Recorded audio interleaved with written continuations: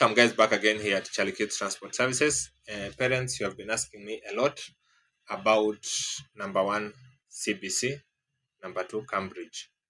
And I've realized that to parents who already went into these schools and have already established, you really don't have a question of whether to choose between CBC and Cambridge. Of course, sometimes ukiwa umesota, you will question the decision of taking your child to Cambridge. But most of the times, parents who have taken their kids to Cambridge appreciate the decision they have made for their child in the lifetime of their child's life. Remember, mtoto kumaliza kumpeleka shule sio ndio mwisho ya masomo. So every time you're deciding which system your child is going to go to, whether it is school, whether it is CBC or Cambridge, you need to make sure that you've factored in their future, their life after A level or grade 10 or primary level or junior level or high school level, depending on the system that they are based on. But at the end of the day, mtoto lazima atamaliza shule na amalize high school aingie university, and that is where the difference comes in, because that is where you will see the investment that you have put in your child. Now, CBC is local. Hiyo mnaijua. This is the local educational system of the country. I will put it as simple as that. But as far as I'm just going to break it into bits, CBC na Cambridge. So CBC, it's the local examination. Every East African country has their local examination governance system or educational system. And so in Kenya, we use the Competence Based Curriculum System, CBC. Okay? Cambridge is an international system. Ni kama mtoto wako amesomea UK ama Australia ama Canada ama USA bila kufika USA. So basically they're using the same system. You will not find CBC being offered in another country. For example, Uganda, for example, Tanzania, for example, Sudan or Ethiopia.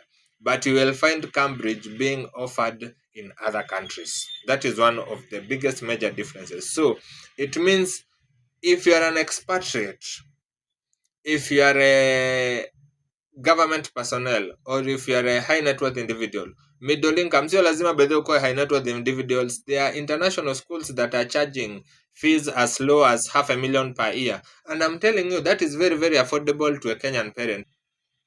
Cambridge is expensive.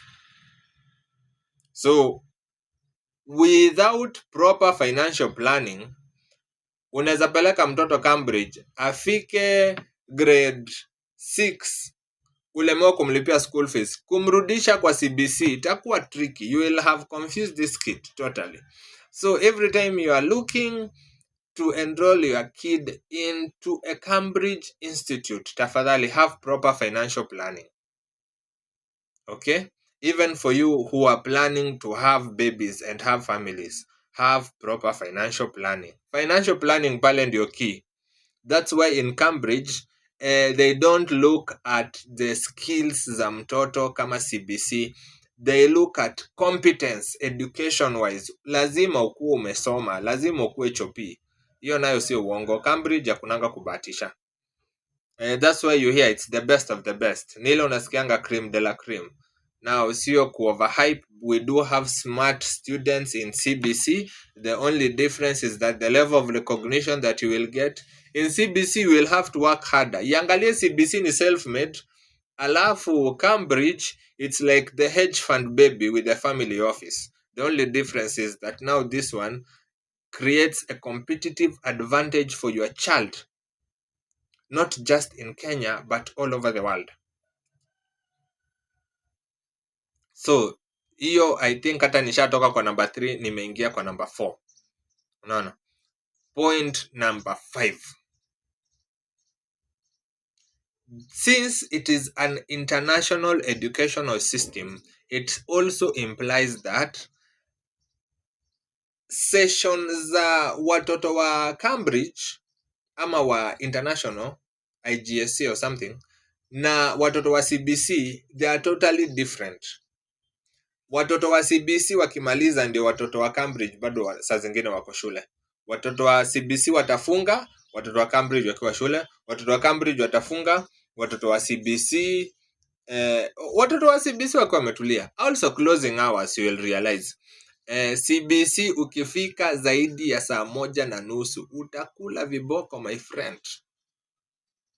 Lakini Cambridge things are different. Mtoto atafika 8:30 shule and he will be listened to, because factors are many that can make a kid get late to school. So Cambridge watoto wanatokanga saa 9, saa 8:30. CBC kama umeshapita grade 2, grade 1 I think, kutoka shule ni saa 10, saa 10:30, depending with the school. Kuna zenye wanatoanga watoto shule saa 9, but ni occasional school, small schools. So those are some of the factors. So the educational system you choose for your child, it's not just about the way they are going to study. It is also about the lifestyle they are going to adapt, the people they are going to make, the networks they are going to form. This is where you hear you are building your child's net worth from the ground up. Now, I'm not saying that all Cambridge schools are the best. They just have a standard yenye ni ngumu upate loopholes. With CBC now, we have two kinds of CBC. Tuko na group of schools na tuko na government. So it depends with your financial status as a mzazi. If you're in the low income families, of course, government schools are the best option, but they don't come with transport. If you are low middle income, of course, a private school is better, because most of them will come with the transport facility, and also the structure and activities that your child can be able to access in the school are quite sufficient compared to the government schools. Also, mtoto wako ata access at least shule iko na library, which is something very, very important when you're taking a kid to school. Always try to make sure that the school has a library. That one I'm just going to recommend to you as a personal advice when you're looking for a child's school. For those who have already put schools in children, watoto wako shule already, tafadhali, kama shule ina library, as a mzazi, mkienda PTA meeting, that is the first thing you are supposed to open the forum with. Why does the school not have a library? Because the library is important. Here at Charlie Kids, it is learning that moves you. And we do believe your child cannot move without learning. And imagine if your child moves without a library. Of course, they are moving as an empty head. So, a library is very, very important when you're considering. Now, Cambridge schools zote, a library is mandatory. It has to be there. That is the thing that you will, that's the difference.